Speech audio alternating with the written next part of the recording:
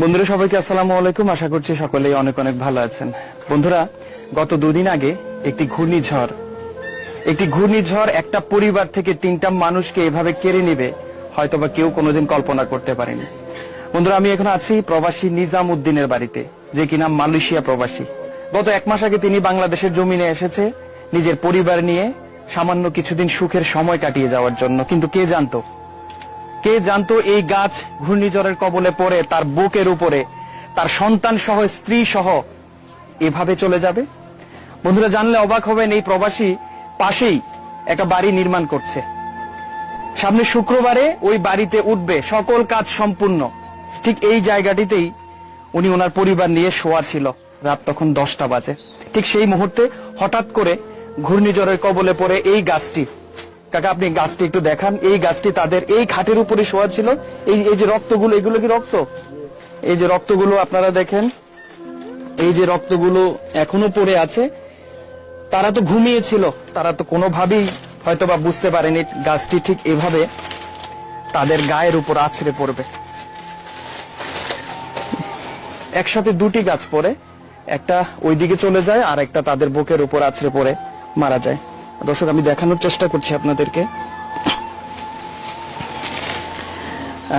এই সেই গাছ, পুকুরের পাড়ে অবশ্যই গাছটি ছিল। গাছটির ভারসাম্য হয়তোবা তেমন ভাবে ছিল না। ঝড় বা তুফান যখন চলে এসেছে তখন, কাকাই দিকে আসেন। তো দর্শক, আপনারা দেখতে পাচ্ছেন এই সেই খাট, এই খাটের উপরেই তারা শোয়া ছিল, তারা ঘুমিয়েছিল। রাত তখন 10টা বাজে।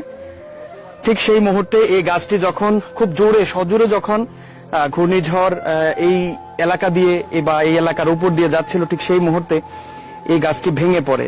একটু সুখের জন্য, একটু শান্তিতে ঘুমানোর জন্য এই প্রবাসী বাংলাদেশের মাটিতে এসেছে। একটা প্রবাসী যখন প্রবাস জীবন কাটায় সেখানে ঘুমানোর সময়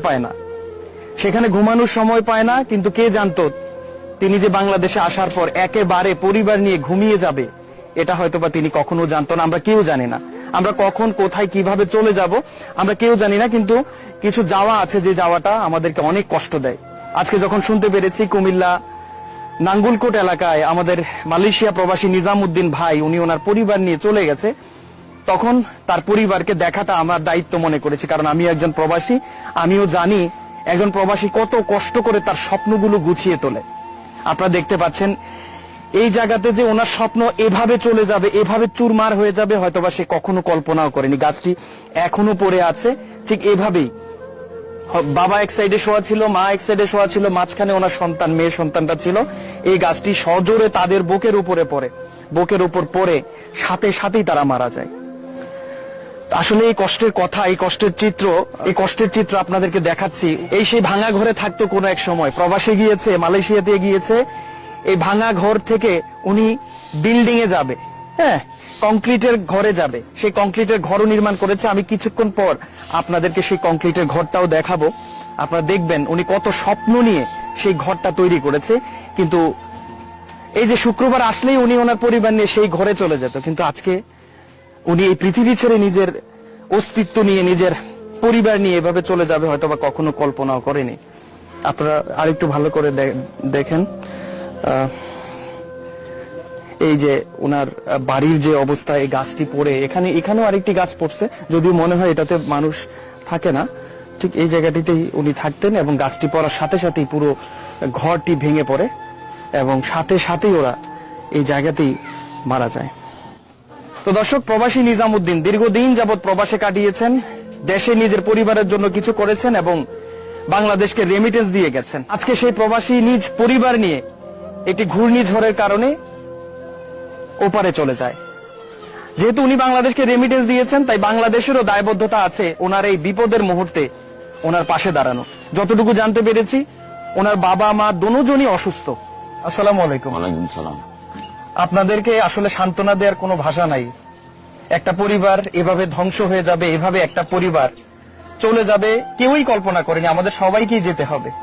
সেই জায়গা থেকে আপনাদেরকে সান্ত্বনা দেওয়ার কোনো ভাষা নাই। যদি অসুস্থ হইতো তারপরও মাইনা নিতে পারতেন যে নিজামউদ্দিন পরিবার নিয়ে অসুস্থ হয়েছে, করোনায় ধরছে, মারা গেছে, কিন্তু ঠিক এভাবে আকস্মিক ভাবে যে এই ঘূর্ণিঝড় গাছ তাদের উপর আছড়ে পড়ে তারা পুরো পরিবার একসাথে শেষ হয়ে যাবে হয়তো বা আপনারাও কল্পনা করেননি। আসলে সেই দিনের চিত্রটা আপনারা আমাদের চেয়ে আমরা যেটা দেখছি এটা হয়তোবা দুদিন পর, আপনারা হয়তোবা সেদিন সচক্ষে দেখেছেন। একটু বলবেন আসলে সেই চিত্রটা আসলে কি হয়েছিল সেই মুহূর্তটায়? আমরা আসসালামু আলাইকুম, আমার নাম মাহবুল হক। জি আমরা আসলে বাজারে গেছি, বাজার থেকে আসছে মোটামুটি এইরা আইসেলাতি যথেষ্ট একটা ফুর্তিবাজ করতেছে, ঘর দুয়ার করব, জি ঘরে ঢুকবে। শুক্রবারে নাকি ঘরে ঢোকার কথা, নতুন যে ঘরটা করছে। শুক্রবারে নতুন ঘরে ঢুকবো, এদিকে সিমেন্ট বালু আছে, ফলর টলর সবকিছু কমপ্লিট করবে। জি। তার আশাবাদী এভাবে জি। 2.5 মাসের ছুটি হয়েছে, 1.5 মাস চলে গেছে, সামনের মাসের 27 তারিখ চলে যাবে, দিবে একসাথে আসছে, বাপ মারা দেখবে, জি জি এইভাবে আশাবাদী করে আইছে। ওনার আরেক ভাই কোথায়? যে ভাই আরেক ভাই আছে, আপনি আসেন আসেন। আর প্রবাসীর নিজামুদ্দিন ভাইয়ের আরো এক ভাই, তারা দুজন প্রবাসী একসাথে, বড় ভাই, উনি বড় ভাই প্রবাসী একসাথে ছিলেন এবং একসাথেই বাংলাদেশে আসছে, একই টিকিটে একই ফ্লাইটেই আসছে। এখন যাওয়ার সময় আপনি একা যেতে হবে ভাই, কি বলবো আপনাকে, সান্ত্বনা দেওয়ার ভাষা নাই। যে আগে আপনার কাছ থেকে শুনে আসুন। এখন মনে করেন এই দোকান থেকে 9টা বাজে আসছে, তারা দিবে একসাথে আইছে। জি।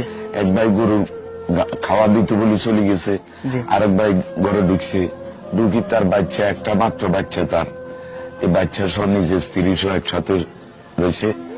এরপরে 9টার দিকে তার আওয়াজ হয়েছে, আওয়াজ হবার পরে তার বাড়ি চিকে দিয়ে আইছে, আই দেখতেছে যে গাছের সাবাদি মনে করেন গাছের তলে পড়ে রয়েছে।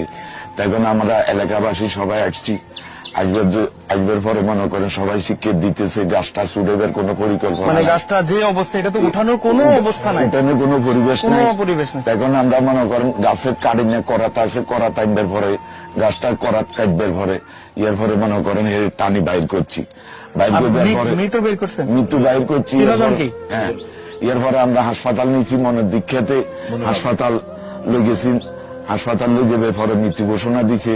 তখন আমরা মনে করেন বাড়িতে লইছি সবাইকে, আর আশাটা কম হইল না, আর এভাবে হইল না।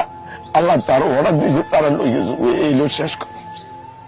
ভাই আপনাদেরকে সান্ত্বনা দেওয়ার, উনি হচ্ছে বড় ভাই, সান্ত্বনা দেওয়ার কিছু নাই। দুই ভাই একসাথে একই টিকিটে আসছেন, যাওয়ার টিকিটটাও নিশ্চয়ই কনফার্ম।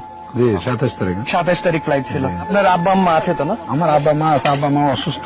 দর্শক, উনি হচ্ছে প্রবাসী নিজামুদ্দিন ভাইয়ের বাবা, উনি থাকে বউ থাকুন। ভালো আছেন?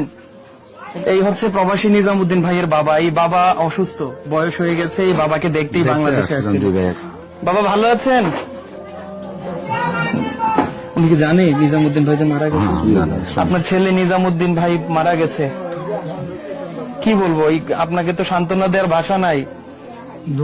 দোয়া করব, আপনি নিজামুদ্দিন ভাইয়ের জন্য দোয়া করেন। উনি বাংলাদেশের গর্বিত সন্তান ছিল, উনি প্রবাসী ছিল, উনি এই বাংলাদেশ গড়ার জন্য, আপনাকে সুখে রাখার জন্য প্রবাসী ছিল।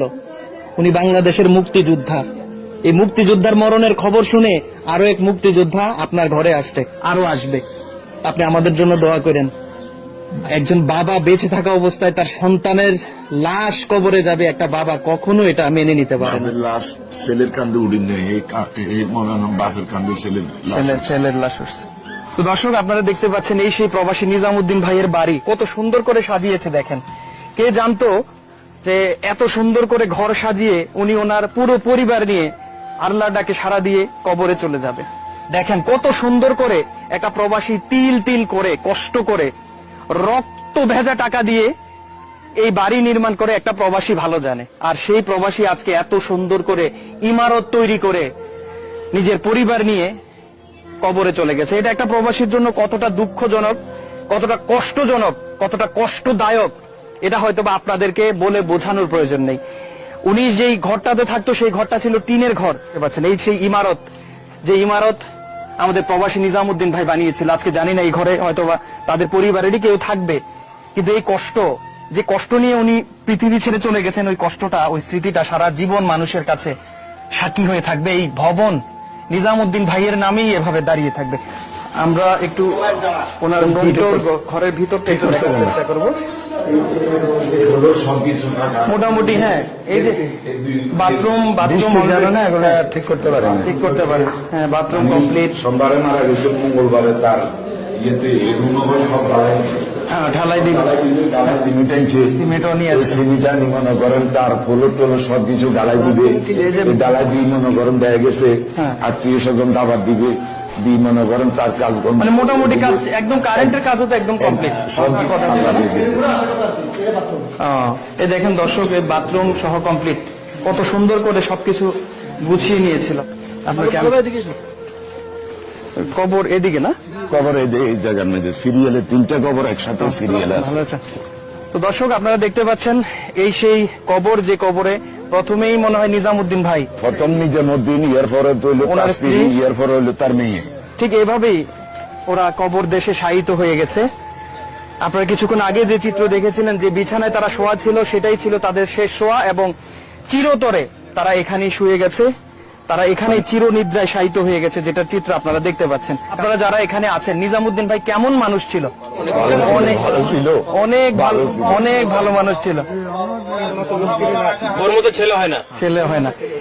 এই যে মৃত্যুর পরে মানুষ মন থেকে ভালোবাসে, প্রত্যেকটা মানুষ চোখ টিপতেছে, তার মানে এই কবরের কাছে আসলে সবাই কষ্ট পায়। এই যে প্রবাসী ভালো কাজ করে গেছে, তাই আপনারা তাকে স্মরণ করবেন সারা জীবন। তার কথাই বলতো না, এই দিক দিয়ে মেইন রোড দিয়ে আসা যাওয়ার পথে তার কবরের দিকে তাকিয়ে চোখে পানি আসবেই, কারণ সে ভালো মানুষ ছিল। আপনার বন্ধু ছিল, আমার খুব ফ্রেন্ড ছিল সে। এটা হচ্ছে নিজামুদ্দিন ভাইয়ের বন্ধু। বন্ধুকে বন্ধু হারিয়ে আজকে কিভাবে কান্না করছে দেখেন। ওর মধ্যে বন্ধু কখনো পাবো না। দেশে আসার পরে আপনার সাথে অনেক সময় কাটাইছে। অনেক সময় কাটাচ্ছে, আমরা রোববারে ফোন করে দাওয়াত দিছে, কিসের দাওয়াত দিছে? শুক্রবারে ঘর বিল্ডিং এ ঢুকবে। আমার থাকার কথা ছিল, আমি পারলে যাবো, আমি চেষ্টা করবো যাওয়ার জন্য, যদি পারি আমি যাবো। তুই দেখিস রাখবো কিছু না।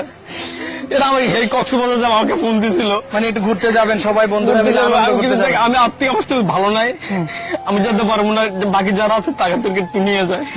আমার বন্ধুকে বলছিলেন? জি, আমার প্রতি রাগ করিস না ভাইয়া, কোন এক সময় হয়তো পাশে থাকলে যাবো ইনশাল্লাহ। তারপর কক্সবাজারে যাওয়া হয় নাই? না, যাওয়া নাই। 18 তারিখ মানে কক্সবাজার যাওয়ার জন্য পরিকল্পনা করছিল বন্ধুদেরকে নিয়ে। আজকে সেই বন্ধুকে হারিয়ে, বন্ধুর জন্য কখন কাঁদে? যখন বন্ধুর পাশে থাকে। আশা নাই, বন্ধুর জন্য দোয়া করবেন, এতটুকুই, আর কিছু নাই। আমরা সবাই চলে যেতে হবে, আমাদের সবাইকে চলে যেতে হবে, আমরা সবাই যাব, কিন্তু হয়তোবা আমাদের জন্য মানুষ নাও কাঁদতে পারে। নিজামুদ্দিন ভাইয়ের জন্য কাঁদে সবাই। আমরা চাই, আমরা পৃথিবীতে এমন কাজ করে যেতে চাই যাতে মানুষ আমাদের জন্য কাঁদে। সেই আশা নিয়েই মানুষের কাছে, মানুষের কাজে সবসময় নিয়োজিত থাকার চেষ্টা করি। আপনারা করবেন ভাই, দোয়া করবেন আপনি বন্ধুর জন্য। আপনাকে সান্ত্বনা দেওয়ার আমার কোনো ভাষা নাই, বন্ধুর জন্য শুধু দোয়া করবেন। কি বলবো? তো দর্শক, আজকে বিদায় নিচ্ছি এবং আপনাদের কাছে দোয়া চাইছি। আপনাদের জন্য দোয়া করছি, আল্লাহ যাতে আপনাদেরকে ভালো রাখে, সুস্থ রাখে। আপনারা আমাদের জন্য দোয়া করবেন এবং প্রবাসী নিজামুদ্দিন ভাইয়ের পরিবারের জন্য দোয়া করবেন, তারা যাতে পরপারে ভালো থাকে। আসসালামু আলাইকুম।